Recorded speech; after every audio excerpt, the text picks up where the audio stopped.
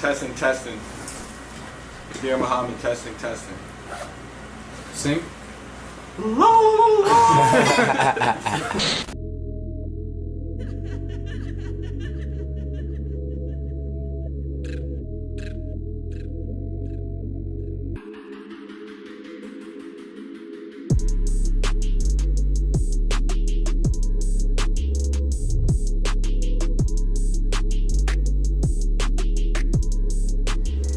Good, brother, man. What's up, bro? How you? Hold up, man. Can't complain. Appreciate you having me out here. Yes, sir. Appreciate y'all coming through. I don't know where we are, man, but we here, man. Yeah, how was your way getting out here? It was a mission, for this, peek into your closet, man. Right, We definitely do that. You can get to it right on. man.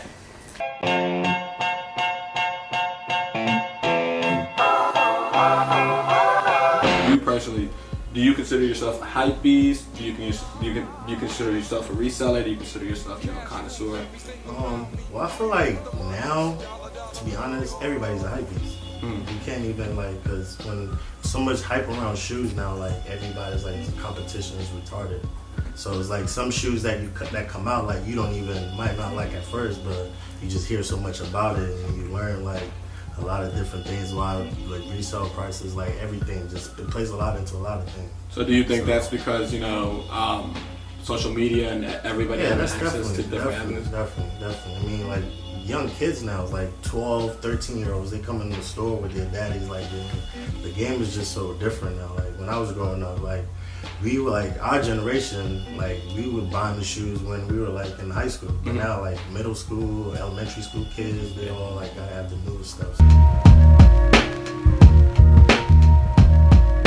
Give us your perspective on how Adidas is now starting to change the culture and challenge Nike. Well, Adidas is doing good. Like I like how they're really making Nike like step their game up. Like, they have like the athletes, the artists who they got behind them now. So a lot of their stuff now is like you said, the hypebeast really doing like the Yeezys, the Pharrell shoes, NMDs, like, and the comfort level is there too. Like the NMD is probably one of the most comfortable shoes you probably ever wear.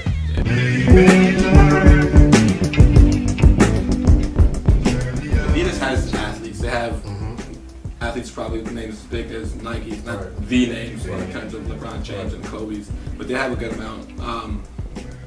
The artists and the shift to the Pharrells and the Kanyes and things like that, do you think that's going to be an incoming trend, or do you think that's just these two major artists who... Most definitely. I mean, like a lot of kids, like they follow their favorite athlete or their favorite rapper on social media, so they see what they're wearing. Like if a kid loves James Harden and he's signed to Adidas, they're most likely going to want a pair of James Harden shoes. So I feel like that definitely plays a big role into it. Okay, so you mentioned these kids are following artists and the social media outlets. People get to display their collections a little bit more nowadays.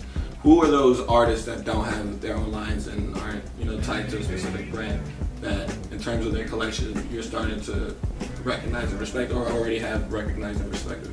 Well, Fab definitely needs to sign with me. Fab is one person I always look up to. Like he always got the dopest fits. Like he always everything new. He don't really repeat the same outfit. Like I fuck with his style. Wale's another one. Yeah. Wale always got the fresh shoes. Russell Westbrook, of course. Yeah, man, Russell Westbrook, it's a fashion show. He's everywhere with it though, but I kind of like a fashion show every time he walks into that stadium, man. So, all right, yeah, and I'm a big fan of Fabulous and the way he always seems to tie in the family, and always seems like it's just a showcase every time he puts up a IG pic. All right, so we got those questions out of the way. Now let's go ahead and see what you got in that vault of yours. That's what the people are here to see.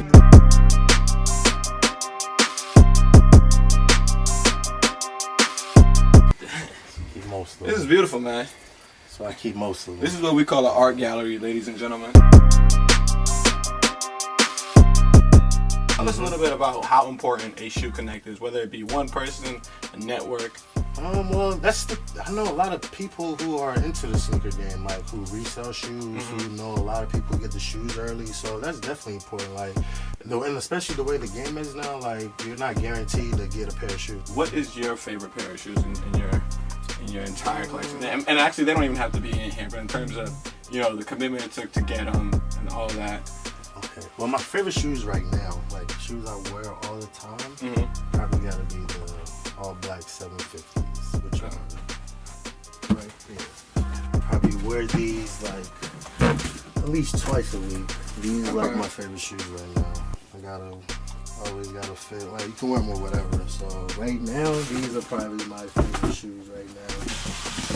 And these probably the most I ever spent on a pair of shoes. I think when these came out. So tell us a little bit about what it took for you to get these. Luckily, one of my boys in New Orleans still got the receipt from Nike, so he knows it's real. He sold it to me for I think $2,400, which wasn't bad. Because right now, these go. Most people weren't gonna sell it to you. Period. Right. Right now, I can probably get a good 3,000, 4,000 for these.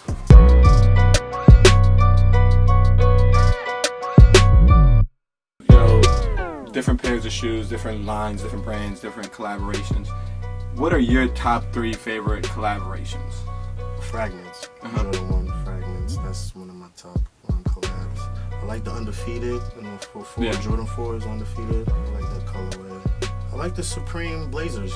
Supreme Nike Blazers. Do you think that those brands have shifted a little bit more towards the hypebeast culture now? Yeah, definitely Supreme. Supreme is nothing but hypebeast, man. Like everything they do, they're about to do a collab with Louis now.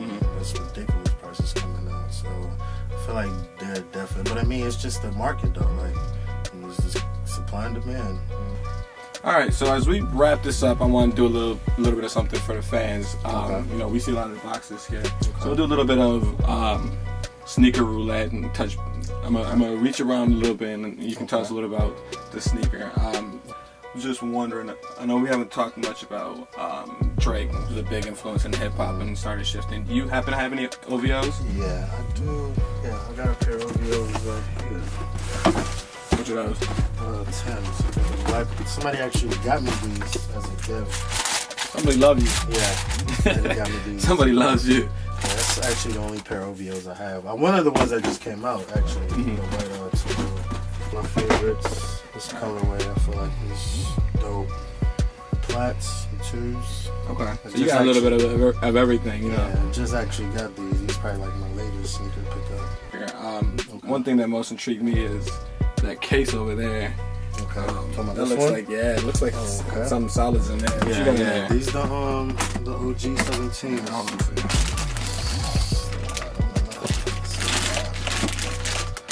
You have to keep them sealed. Yeah, got to. And the lock and key. Oh man, those things are beautiful, man. You point out any designers that you'd like to show off a little bit? One of the designers, like one of my favorite when it comes to designer sneakers. Okay. The black and red one, like I said, is my favorite one.